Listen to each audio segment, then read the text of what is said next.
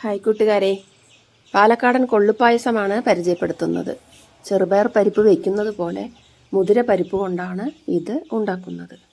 അതിനായിട്ട് ഞാനിവിടെ 1 ഗ്ലാസ് അളവിൽ മുതിരയാണ് എടുത്തിട്ടുള്ളത്. ഇത് ഒരു മൺചട്ടി ചൂടായ ശേഷം അതിലിട്ട് നല്ല പോലെ ഇളക്കി കൊടുത്ത് ബ്രൗൺ നിറമാകുന്നത് വരെ വഴറ്റിയെടുക്കണം. ഇതൊരു സ്വർണ്ണ നിറം വരുന്ന സമയത്ത് നമുക്കിത് തീ ഓഫ് ചെയ്ത ശേഷം മിക്സിയുടെ ചെറിയ ജാറിൽ, പൊടിക്കുന്ന ജാറിലിട്ട് ഒന്ന് അരങ്ങിയെടുക്കാം.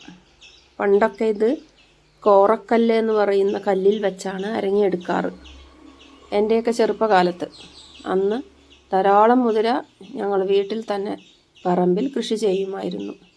നല്ല എളുപ്പത്തിൽ അത് വേവുകയും ചെയ്യും, നല്ല ഒരു സ്വാദും ആയിരിക്കും. ഞാനിത് മിക്സിയിലൊന്ന് അരങ്ങിയെടുക്കാൻ പോവുകയാണ്, അതായത് പരിപ്പാക്കി മാറ്റുകയാണ്. ഇതിൻ്റെ തോലൊന്നും നമ്മൾ പായസത്തിലിടാൻ പാടുകയില്ല. ഇതിൻ്റെ തോല് കളയണം. മുറത്തിലിട്ട് ചേറിക്കളയാം, അല്ലെങ്കിൽ വെള്ളത്തിലിട്ട് വെച്ചാൽ അത് പൊങ്ങി വരും. അപ്പോൾ അത് ഊറ്റിക്കളഞ്ഞാൽ മതിയാകും. അപ്പോൾ ഞാനിത് പൊടിച്ചെടുക്കാൻ പോവുകയാണ്. അപ്പോൾ ഇതാ അരങ്ങി കിട്ടിയിട്ടുണ്ട്. എനിക്ക് ശർക്കര ഞാൻ അടുപ്പത്ത് വെച്ചിട്ടുണ്ട്. വലിയ അച്ച് ശർക്കരയാണ് ഞാൻ ഉരുക്കിയെടുക്കുന്നത്. ഇതാ വെള്ളത്തിലിട്ട് വെച്ച മുതിരയുടെ തോലെല്ലാം പാറി വരുന്നുണ്ട്.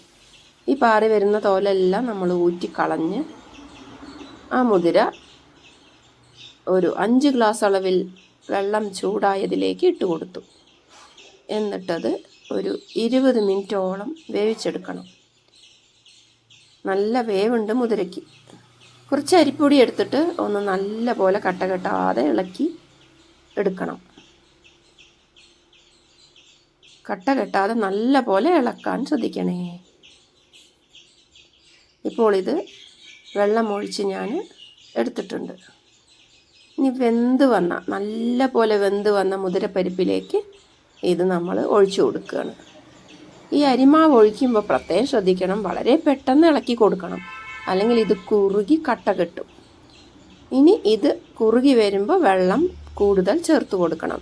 ഈ ഒരു പരുവത്തിൽ വെള്ളം ചേർത്ത് കൊടുക്കണം കുറച്ചും കൂടി. ഇത് നല്ല പോലെ വെന്ത് വന്നിട്ടുണ്ട്. മാവും വെന്തിട്ടുണ്ട്, മുതിരയും നല്ല പോലെ വെന്തിട്ടുണ്ട്. അതിലേക്ക് ശർക്കരപ്പാനിയാണ് ഒഴിച്ചു കൊടുക്കുന്നത്. നല്ല കൊഴുത്ത ശർക്കരപ്പാനി, കല്ലില്ലാതെ ഒഴിച്ചു കൊടുക്കാൻ ശ്രദ്ധിക്കണേ.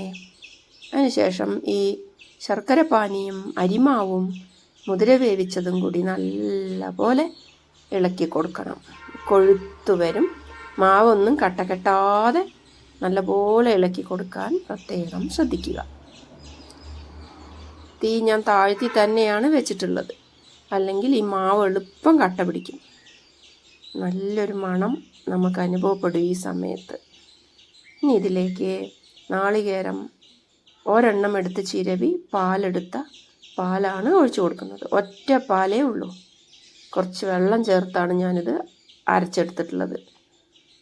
അതിന് ശേഷം അതിൻ്റെ പാല് പിഴിഞ്ഞെടുത്ത് ആ പാലും കൂടി, തേങ്ങാപ്പാലും കൂടി ഇതിലേക്ക് ചേർത്ത് കൊടുത്ത് നല്ല പോലെ കുറുകി വരുന്നത് വരെ ഇളക്കി കൊടുക്കണം. ഇതിൽ ഏലക്കായ മാത്രമാണ് ഞാൻ ചേർത്ത് കൊടുക്കുന്നത്, വേറൊന്നും ചേർക്കുന്നില്ല. കുറച്ച് തേങ്ങ കൂടി ചിരവി ഇട്ടാണ് എൻ്റെ ചെറുപ്പകാലത്തൊക്കെ അമ്മ അത് ഉണ്ടാക്കിയിരുന്നത്. ഞാനിതിൽ തേങ്ങയൊന്നും ചിരവി ഇടുന്നില്ല, ഇങ്ങനെ തന്നെ കുടിക്കാനാണ് എനിക്കിഷ്ടം. അപ്പോൾ ഇത് നല്ല ഒരു പായസമായി വന്നിട്ടുണ്ട്. നല്ല ടേസ്റ്റുള്ള പായസമായി വന്നിട്ടുണ്ട്. ഇതിൽ നെയ്യോ അണ്ടിപ്പരിപ്പോ മുന്തിരിയോ ഒന്നും ഞാൻ ചേർക്കാറില്ല. മധുരക്കറി എന്ന് പറയുന്ന മുതിരപ്പായസം അഥവാ കൊള്ളുപായസം റെഡി ആയിട്ടുണ്ട്. ഇത് കൂട്ടി ശീലിച്ചവർക്ക് ഒരുപാട് ഇഷ്ടമാണ്. പുതിയതായി കൂട്ടുന്നവർ കുറച്ച് വെച്ച് നോക്കി ഇഷ്ടപ്പെട്ടാൽ കൂടുതൽ ഉണ്ടാക്കിയാൽ മതിയാകും. ഇത് കുഞ്ഞുങ്ങൾക്ക് കൊടുക്കുന്നത് വളരെ നല്ലതാണ്. അവരുടെ ശരീര പുഷ്ടിക്കും ഇത് ഉപകാരപ്രദമാണ്. ഇളം ചൂടോടുകൂടി ഇത് കുടിക്കുകയാണ് ഏറ്റവും നല്ലത്, രുചിയോടെ കൂട്ടാൻ നല്ലത്. ട്രൈ ചെയ്യൂ. ഇഷ്ടപ്പെട്ടാൽ വീഡിയോ ലൈക്ക് ചെയ്യൂ, ഷെയർ ചെയ്യൂ, കമൻറ്റ് ചെയ്യൂ, സബ്സ്ക്രൈബും ചെയ്യണേ.